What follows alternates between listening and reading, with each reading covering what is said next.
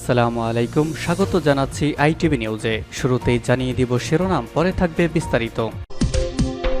Israel ফিলিস্তিন পুরোদমে যুদ্ধ চলছে, আর এই যুদ্ধের মাঝে সর্বশেষ আন্তর্জাতিক গুরুত্বপূর্ণ আপডেট সংবাদ জানিয়ে দিব। শুরুতেই শিরোনাম, গাজায় হামলায় ভারতের ক্ষেপণাস্ত্র ব্যবহার করছে ইসরায়েল। তাহলে কি ইসরায়েলের সরাসরি পক্ষ নিল ভারত? থাকবে এ সম্পর্কে বিস্তারিত। দয়া করে ভিডিওটি না টেনে পুরোটা দেখার জন্য অনুরোধ থাকলো। এরপর জানিয়ে দিব লেবানন ও হিজবুল্লাহর ওপর হামলা চালানোর বিরুদ্ধে ইসরায়েলকে হুঁশিয়ারি। আরও থাকবে গাজাকে যেভাবে ইসরায়েলের সঙ্গে সংযুক্ত করার চক্রান্ত করছে আমেরিকা। এরপর জানিয়ে দিব পরমাণু অস্ত্রের ব্যবহার নিয়ে পুতিনের হুঁশিয়ারি। এরপর থাকবে তুরস্কের প্রেসিডেন্ট রিসেপ তাইয়েপ এরদোগানকে সতর্ক করলেন রাশিয়ার প্রেসিডেন্ট ভ্লাদিমির পুতিন। এবং সর্বশেষ জানিয়ে দিব ইরান থেকে বিশ্বের অন্য প্রান্তে ইমাম খোমেনির প্রতিরোধ, চিন্তার বিস্ময়কর উত্থান। এতক্ষণ শুনছিলেন সংবাদ শিরোনাম, এখন জানিয়ে দিব বিস্তারিত। গাজায় হামলায় ভারতের ক্ষেপণাস্ত্র ব্যবহার করছে ইসরায়েল। গাজা উপত্যকায় ফিলিস্তিনিদের ওপর ইসরায়েল ভারতীয় ক্ষেপণাস্ত্র ব্যবহার করছে বলে প্রমাণ পাওয়া গেছে। ইতোপূর্বে মার্কিন অস্ত্র ব্যবহারের প্রমাণ পাওয়া গিয়েছিল। নুসরাত গাজায় জাতিসংঘ পরিচালিত একটি স্কুলে সাম্প্রতিক ভয়াবহ ইসরায়েলি হামলায় ভারতের তৈরি সরঞ্জাম ব্যবহারের বিষয়টি সামনে আসে।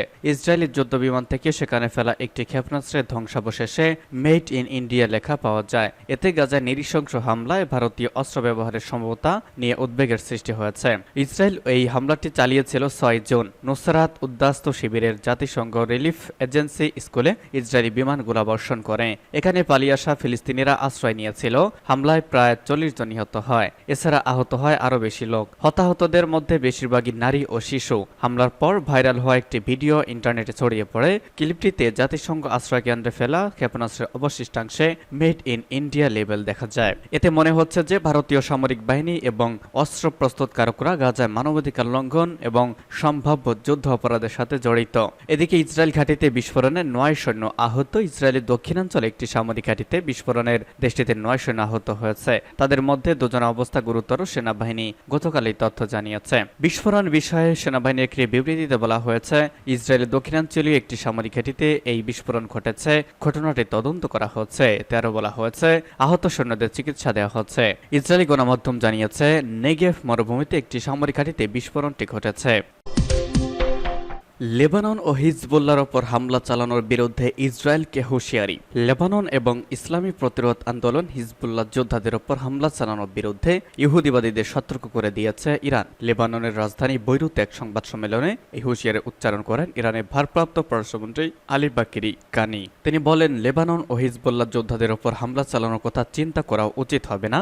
গাজা যুদ্ধের চোরাবালিতে আটকে পড়া ইহুদিবাদী ইসরায়েলের। বৈরুতে ইরানি দূতাবাসে আয়োজিত সংবাদ সম্মেলনের বক্তব্য রাখার আগে তিনি লেবাননের শীর্ষ পর্যায়ের কর্মকর্তাদের সাথে বৈঠক করেন। লেবানন সফর শেষে তিনি সিরিয়া সফরে যাবেন বলে কথা রয়েছে। ইরানের সাবেক পররাষ্ট্রমন্ত্রী হোসেন আমির আবদুল্লাহিয়ান হেলিকপ্টার দুর্ঘটনায় শহীদ হওয়ার পর অন্যতম উপপররাষ্ট্রমন্ত্রী আলী বাকিরি কানি ভারপ্রাপ্ত পররাষ্ট্রমন্ত্রী হিসেবে দায়িত্ব পালন করছেন। তিনি বলেন, গাজা যুদ্ধের 8 মাসে ইসরায়েল চূড়ান্ত পরিণতিতে পৌঁছেছে এবং তারা এখন যুদ্ধক্ষেত্র থেকে পালিয়ে বাঁচার চেষ্টা করছে।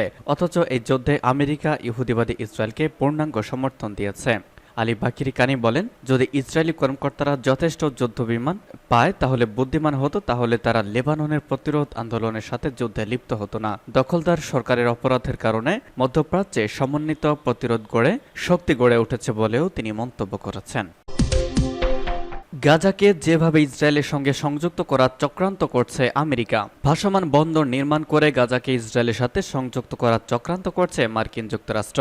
গতকাল ফিলিস্তিনি কর্তৃপক্ষের সিনিয়র কর্মকর্তা মাহমুদ আল হাব্বাস এই মন্তব্য করেছেন। গণমাধ্যমের খবরে বলা হয়েছে, হাব্বাস বলেছেন, গাজায় মার্কিন যুক্তরাষ্ট্র নির্মিত মানবিক বন্দরটি একটি গোপন চক্রান্তের অংশ। এর মাধ্যমে তারা গাজাকে ইসরায়েলের সাথে সংযুক্ত করতে চেয়েছিল, গাজাবাসীকেও বাস্তুচ্যুত করতে চেয়েছিল। হাব্বাস ফিলিস্তিনি ফিলিস্তিনি কর্তৃপক্ষের প্রধান মাহমুদ আব্বাসের ধর্মীয় ও ইসলাম বিষয়ক উপদেষ্টা হিসেবে কাজ করেন। একই সাথে তিনি ফিলিস্তিনি কর্তৃপক্ষ এবং সুপ্রিম কাউন্সিল ফর শরিয়া জাস্টিসের চেয়ারম্যান। তিনি আরও বলেন, ভাসমান বন্দরটি আমাদের চোখে ধুলো দেওয়ার মতো একটি অপপ্রচেষ্টা।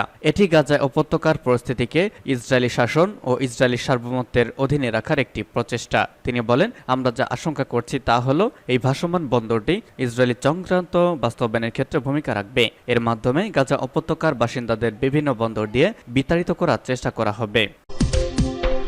পরমাণু অস্ত্রের ব্যবহার নিয়ে পুতিনের হুঁশিয়ারি। রাশিয়ার ভূখণ্ডের গভীরে হামলা ঘটলে ক্ষেপণাস্ত্র মোতায়েন ও পরমাণু অস্ত্র প্রয়োগের হুমকি দিলেন রাশিয়ার প্রেসিডেন্ট ভ্লাদিমির পুতিন। এক বিরল সাংবাদিক সম্মেলনে পুতিন পশ্চিমা বিশ্বকেই সতর্ক বার্তা দেন। ইউক্রেন পশ্চিমা অস্ত্র ব্যবহার করে রাশিয়ার ভূখণ্ডে হামলা ছাড়পত্র পাওয়ার ফলে যুদ্ধের গতি প্রকৃতি যে বদলে যেতে পারে, মস্কোয় সেই আশঙ্কা বেড়েই চলেছে।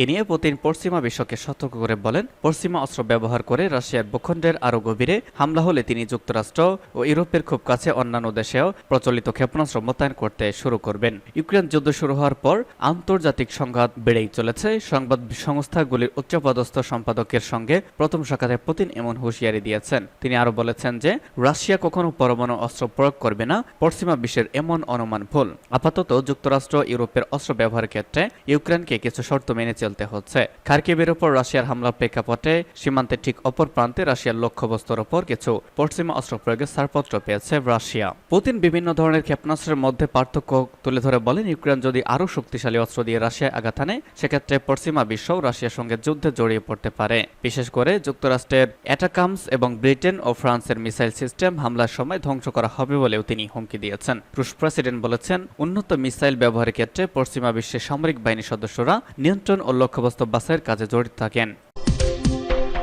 এরদোগানকে সতর্ক করল পুতিন। রাশিয়ার president Vladimir Putin Gaza Israeli যুদ্ধের বিষয়ে আঙ্কারার অবস্থানকে স্বাগত জানানোর পাশাপাশি পশ্চিমাদের বিষয়ে সতর্ক করেছেন তুরস্কের প্রেসিডেন্ট রিসেপ তাইয়িপ এরদোগানকে। রাশিয়ার সেন্ট পিটার্সবার্গে একটি অর্থনৈতিক শীর্ষ সম্মেলনের সময় বৈশ্বিক সংবাদ সংস্থার প্রধানদের সাথে এক বক্তব্যে বৈঠকে তিনি রাশিয়ার প্রেসিডেন্ট তুরস্কের সংবাদ সংস্থা আনাদোলু এজেন্সিকে এসব কথা বলেন। বুধবার পারমাণবিক শক্তিতে তুরস্কের অংশীদারিত্ব এবং গাজা ইসরায়েলের যুদ্ধের বিষয়ে আঙ্কারার অবস্থানকে স্বাগত জানিয়ে পুতিন বলেন, তুরস্ক কর্তৃপক্ষ আর্থিক সহায়তার জন্য পশ্চিমের দিকে ঢুকলে তারা অর্থনৈতিকভাবে ক্ষতিগ্রস্ত হবে। পুতিন বলেন, চলমান রাশিয়া ইউক্রেন যুদ্ধের মধ্যে তৃতীয় বছরে প্রবেশ করেছে। এ সময় তুরস্ক নিরপেক্ষ দৃষ্টিভঙ্গি বজায় রাখতে পেরেছে। তুরস্ক এবং রাশিয়ার মধ্যে অর্থনৈতিক সম্পর্কের বিষয় উল্লেখ করে পুতিন বলেন, দক্ষিণ মেরোসিন প্রদেশে তুরস্কের প্রথম পারমাণবিক বিদ্যুৎ কেন্দ্র আকুয়া নির্মাণের কাজ সময়সূচি অনুযায়ী এগিয়ে চলেছে। এর জন্য একটি নতুন ক্ষেত্র উন্মুক্ত হয়েছে। পুতিন দাবি করে বলেন, এমন কিছু আছে যা আমি আপনার দৃষ্টি আকর্ষণ করতে চাই।